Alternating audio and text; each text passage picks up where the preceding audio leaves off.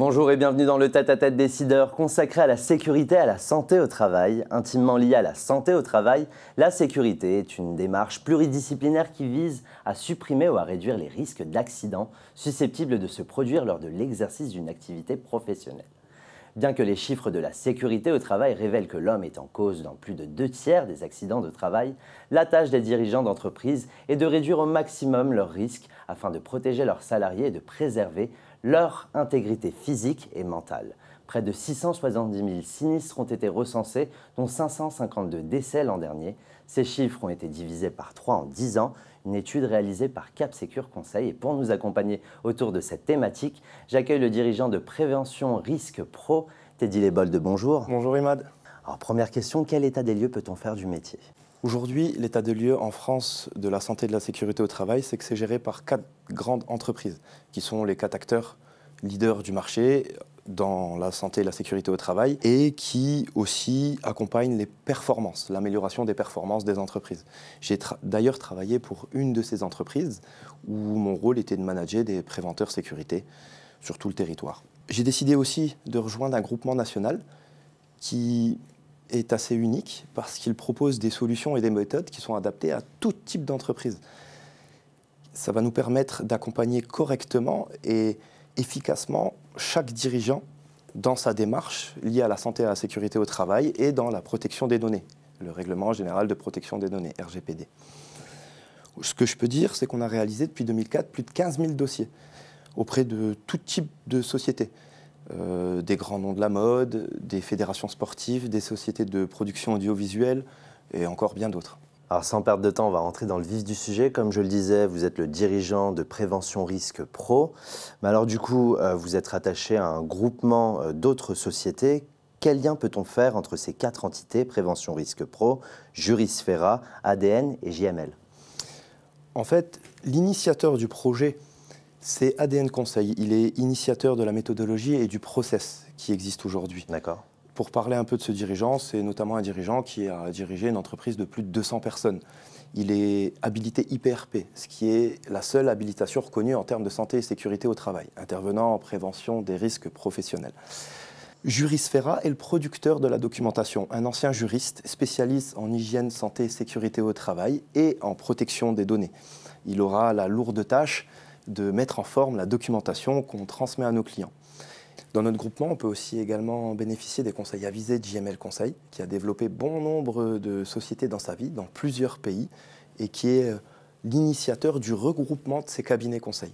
On va compter également parmi nous de nombreux profils différents, des anciens directeurs, des anciens managers, ingénieurs de grands groupes, des juges au prud'homme, des juristes, ce qui va nous permettre d'avoir une vision vraiment globale pour les entreprises qu'on accompagne. Chaque entité est experte dans son domaine, c'est ce que vous appelez l'interprofessionnalité.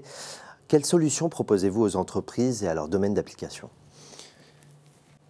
On va leur proposer des solutions déjà pour traiter tout un tas de facteurs liés à la santé et la sécurité au travail, notamment le document unique d'évaluation des risques professionnels qui va permettre une protection active des salariés mais du chef d'établissement.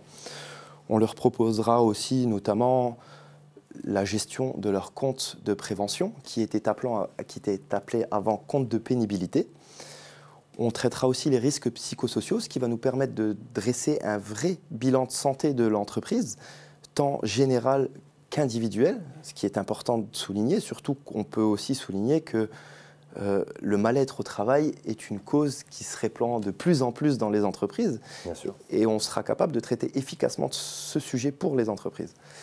Je le rappelle, les entreprises ont un devoir d'obligation de protection de la santé physique et mentale de leurs salariés. C'est pour ça qu'ils doivent adapter les solutions qu'ils mettent en place pour protéger réellement leurs salariés. Alors Teddy, vous comprenez que vous n'êtes pas le seul sur ce marché, donc d'autres acteurs font très exactement la même chose que vous, mais quelle est votre valeur ajoutée ?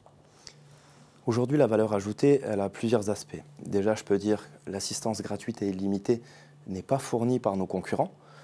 Du coup, une entreprise qui viendrait à prendre des prestations dans un des grands groupes se verrait très certainement mal accompagnée ou pas accompagnée du tout si elle devait se présenter devant des juges prud'homales. D'accord. Nous, notre groupement l'accompagnera dans toute la démarche et le but étant de ne jamais la laisser se retrouver seule en cas de problème. Les compétences réunies dans le groupement permettent une vision plus globale pour nos clients, ce qui va leur permettre d'avoir une protection vraiment efficace et un accompagnement permanent. Et enfin, ensemble, on va se tourner vers l'avenir. Quels sont vos projets et ambitions pour Prévention Risque Pro? Déjà, ce que je peux dire, c'est qu'on est ultra présent sur le territoire. On a développé aujourd'hui 35 départements et on compte se développer sur l'ensemble du territoire. Mais notre couverture géographique est complète, on peut intervenir partout en France. Ce que je peux dire aussi, c'est que c'est déjà une performance d'être présent sur un seul territoire, tant les dirigeants sont mal accompagnés et mal renseignés sur leurs obligations réglementaires. Je précise que c'est un risque majeur pour les entreprises, puisque le dirigeant encourt la peine de la faute inexcusable, qui est très coûteuse et qui malheureusement va multiplier très certainement les contrôles qu'il aura derrière dans son entreprise si la faute inexcusable est reconnue. Très bien, merci Teddy Lebold d'avoir accepté mon invitation. Merci à vous Imad. C'est la fin de l'émission, merci de nous avoir suivis. Quant à moi, je vous retrouve très prochainement pour un nouveau numéro du Tête-à-Tête Décideur. À bientôt.